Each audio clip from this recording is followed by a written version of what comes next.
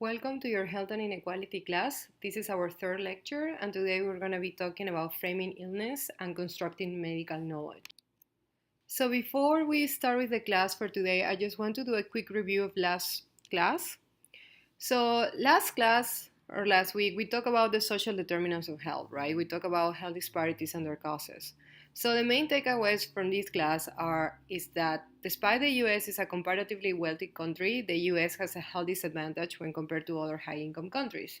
Even white, insured, college-educated, and upper-income Americans are in worse health than similar individuals in their countries.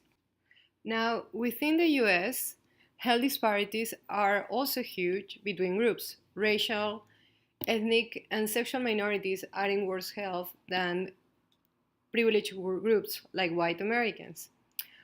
We also learned last week that health outcomes are socially determined by multiple factors. It's not just about our genes or our lifestyle choices.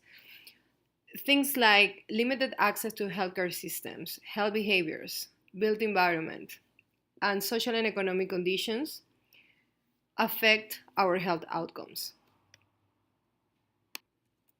Last week, we also learned that health disparities can also be attributed to implicit bias within academic medicine and to disease framing and diagnosis, right? We talk about the case of migraines vis-a-vis cluster headache and how cluster headache is a more masculinized disease that legitimates the experience of patients. So, in sum, our health outcomes and the health disparities we observe in our society at large are the result of policies that we have decided to support. Today, we're going to talk more about the social construction of disease and medical knowledge and how our definitions of disease can change across space and time.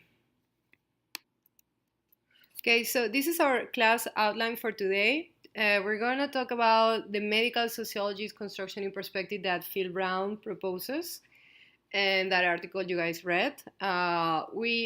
In order to be able to understand this correctly, I'm going to do a quick review of concepts from your Soc 101 class. I'm pretty sure that many of you already know some of these concepts, but I just want to make sure that we're all on the same page.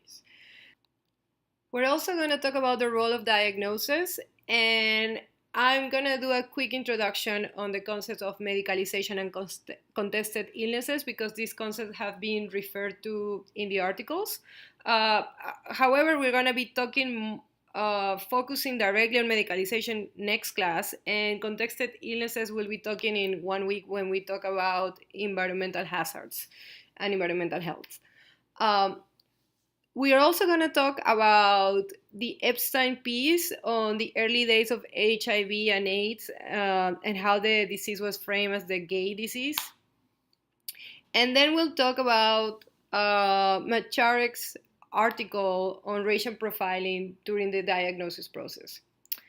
Finally, you'll find in this presentation the quiz and the readings for next class. So these are the readings for today. Please make sure to review them after you listen or watch this presentation. Okay, let's start with the lecture. So first of all, what is a constructionist perspective? So this is key for medical sociology for understanding illness and disease. So according to Barker, a social construct is an idea that appears to refer to some obvious, inevitable, or naturally given phenomenon, when in fact the phenomenon has been created by a particular society at a particular time. I know this might seem too abstract right now, but I'm going to develop this more in this lecture. So in Brown's article titled Naming and Framing, he proposes a new version of social constructionism, one that synthesizes the elements of symbolic interactionism and a structural political economy approach. So you might be wondering, if you don't remember this from your Sociology 101 Intro to Sociology class, what is symbolic interactionism? What is political economy? Okay, so let's do a quick review of these concepts. Okay, so symbolic interactionism is a school of thought that was developed by George Herbert Mead in the early 1900s.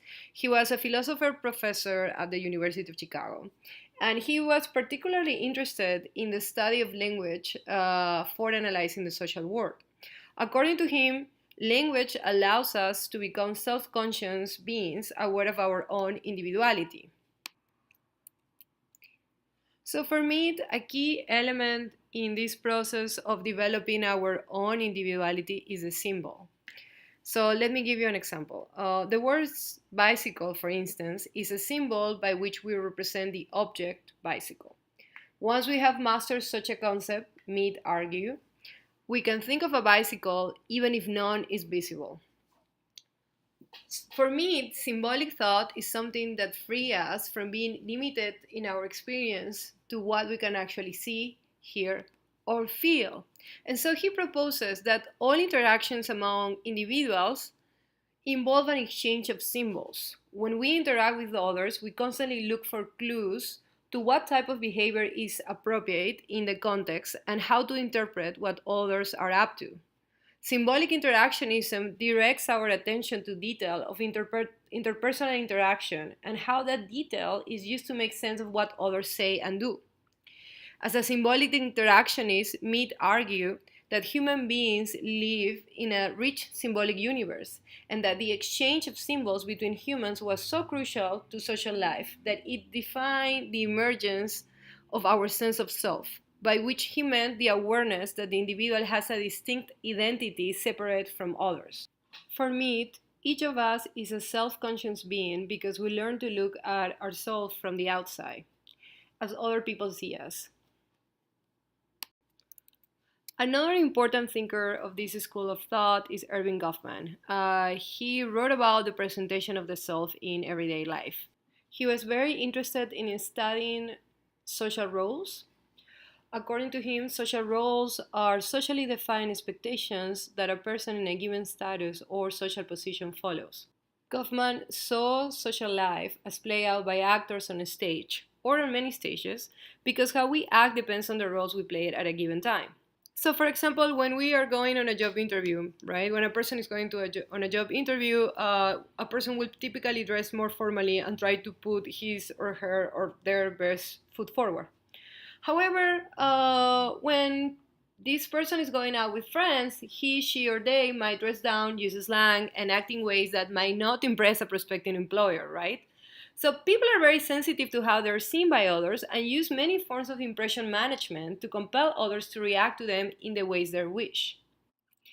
While people like Goffman and Mead argue that culture, symbols, meanings, norms, and rules, is the glue that holds society together, other scholars, influenced by the work of Karl Marx, argue that social class, not culture, is what organizes society the way it does. For Marx, the term class refers to people who have a common relationship to the means of production, the means by which they gain a livelihood.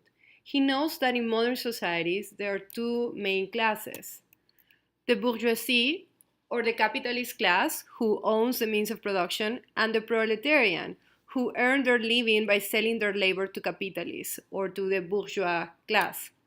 For Marx, this relationship between classes is exploitative. During the working day, workers produce more than employers actually need to repay the cost of hiring them. According to Marx, class dynamics is what shapes the organization of socioeconomic life, and this, in turn, shapes the structure and direction of society as a whole. So going back to our class theme, if somebody is studying health issues from a strictly symbolic interactionist perspective, is probably going to be very interested in studying, for example, the relationship between doctors and patients, right? How do they communicate to each other? How do they exchange symbols? Despite these differences, this does not mean that these two school of thought, symbolic interactionism and structural and political economy perspective, are completely divorced. They both believe that, quote unquote, what we call reality is socially constructed. What I mean by this is like these two schools of thoughts believe that a given phenomenon, a social phenomenon, can be created by a particular group of society at a particular time. The difference is in the preference of what they want to research, right? As I was saying before, a symbolic interactionist approach will have a preference for looking at social roles, for example, how the role of mothers as caregivers have changed through time, whereas political economists will probably be more interested in looking at how economic forces shape our society. So going back to our readings for today, Brown talks about how this tension between symbolic interactionism and structural perspective have influenced social constructionist approaches within medical sociology. He identifies three strains of social constructionism within medical sociology. First, classical social construction. These are scholars who have focused a lot on social labeling theory and stigma. Second, postmodern constructionism. This is mostly influenced by the work of Michel Foucault. We'll be talking about this scholar more next week. But this is a group of scholars that are very interested in discourses and how a social discourse arbitrarily gives power to some groups over others. And in third place, Brown observes the influence of the sociology of knowledge. This group of scholars argue that scientific knowledge, like other ideas, are the outcome of concrete social practices rather than the outcome of individual discoveries of truth that carve nature at its joints. For them, scientific facts are produced in the laboratory combined with scientists' efforts to promote their work in public spaces. So Brown observes that these three strains of social constructionism within medical sociology have been developing into two different research agendas that shouldn't actually be separated from each other, but they historically have been. One that focuses on the social construction of illness and deals with the illness experience, and a second line of research that looks at the social construction of medical knowledge and focuses on the biomedical framework, the socialization of care providers, and the professional and institutional practices of the healthcare system. So Brown proposes that we might consider the social construction of a phenomenon to involve a multiplicity of social forces that combine to create and modify the phenomenon. He argues that both social causation and social constructionist explanations can come together to produce a complete sociological view of health and illness. So after proposing this new social constructionist approach in medical sociology and outlining the kinds of research questions that a medical sociologist should be interested in researching, Brown talks about the different stages of the social construction of disease. And from all these four stages, he notes how the first one, the identification and diagnosis of a disease, is one that has oftentimes been neglected by social scientists and sociologists. And this stage is crucial because the diagnosis stage can be a tool for social control. There's a lot of power in identifying and naming a disease as a medical condition. As Brown notes, diagnostic categories are often fought as turf battles between people who want a condition to be medicalized and their opponents, as in alcoholism, drug abuse, or child abuse. We also have other cases where you see social groups that have been marginalized, that are fighting, so their condition is recognized, and that diagnosis will give them credence to their experience of illness, and it will legitimize their suffering. Brown talks about how the experience of diagnosis involves two elements, a real or putative condition and a biomedical definition. The condition is usually the disease, disability, or physical state. And this physical state is either accepted or not accepted as a biomedical entity depending on the biomedical definition. This typology illustrates how these two elements interact. In cell 1, we have routinely defined conditions which are usually accepted and for which biomedical definitions are applied and are clear. So here we can think of infectious diseases, chronic diseases, and injuries. In cell 2, we have medicalized definitions, cases where the condition is generally not accepted and or is widely considered to be non-medical, yet a biomedical definition is applied. So here we can think of diseases like chronic fatigue syndrome or chronic pain syndrome.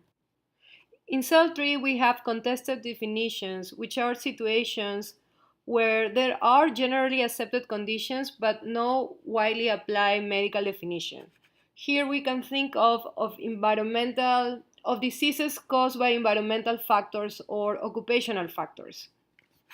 Then in cell 4, we have potentially medicalized definitions, what we might consider a latent class of phenomena which are not accepted medical conditions and to which medical definitions have not been applied, yet might be in the future.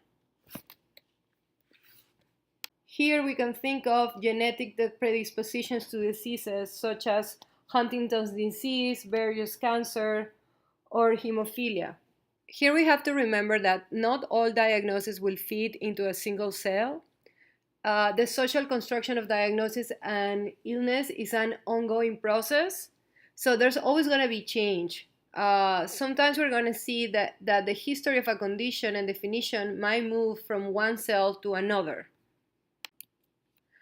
An example of this is mesothelioma, which is caused by exposure to asbestos. This condition was originally a contested definition, and so it was positioned in cell 3, but there were changes in this definition mainly due to social activism. And finally, this relationship between exposure to asbestos and mesothelioma has been widely accepted, making it a cell 1 type or routinely defined condition. Now, I want to take some time to talk about what is a medicalized condition and what are contested illnesses. We're going to talk about this more next week, but I just want to say this very quick in case this was not clear in the readings, that medicalization is the process by which an ever wider range of human experiences comes to be defined, experienced, and treated as a medical condition. In other words, here we're saying that a disease does not exist, so to speak, until the social institution of medicine creates a representative diagnostic category, as Brown notes. And then we have contested illnesses. So contested illnesses are conditions where there's a lack of a clear understanding of the biomedical causes of that condition. Now let's talk about the other readings assigned for today. So the other two articles, the Epstein and the Macharek articles, can serve as an examples of this social constructionist approach that Brown is proposing. So, and they also talk about how the definition of disease changes through time and how the diagnosis phase, right, when a disease is quote unquote discovered and is given a name, is so key for understanding our conception of disease and illness. So in the chapter that I assigned from Stephen Epstein's book In Pure Science, the chapter titled The Nature of a New Threat, he talks about how in the early days of HIV/AIDS, when doctors did not know what was the cause of the disease, epidemiology acted as a normalizing science and placed a lot of focus on the gay lifestyle as a cause for the disease.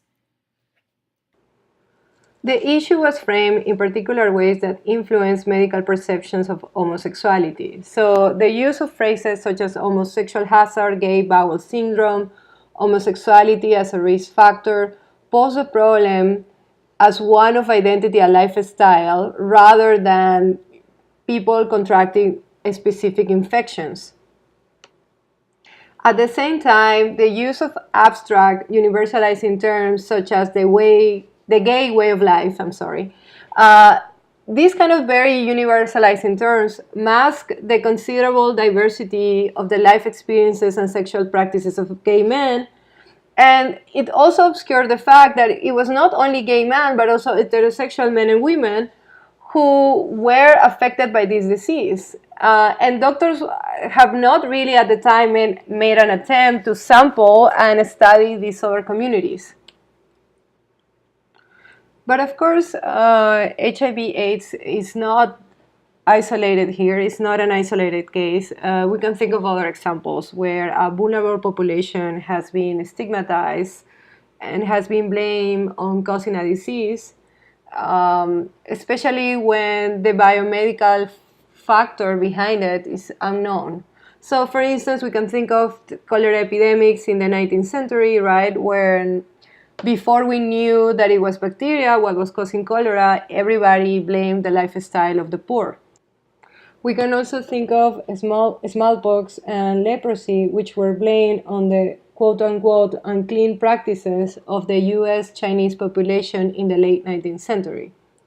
Unfortunately, the genesis of a new epidemic or immune dysfunction is too often considered with a view of assigning culpability to vulnerable groups. As sociologist Steven Seitzman has argued, HIV/AIDS provided a pretext to reinsert homosexuality within a symbolic drama of pollution and purity.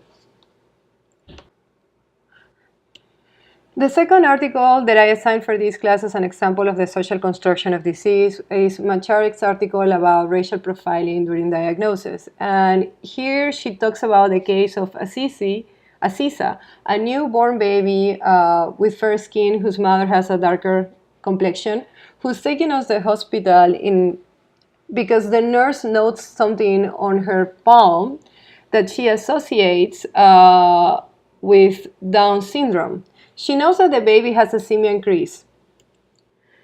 So the simian crease is used as a marker for Down syndrome. However, we know that it's neither exclusive to people with Down syndrome and it's also not conclusive. Anyhow, the nurses notice this on this baby and immediately recommends the mother to take the baby to the hospital. And there in the hospital, there's a series of assumptions made between the nurses and the doctors about the baby's skin color and this marker.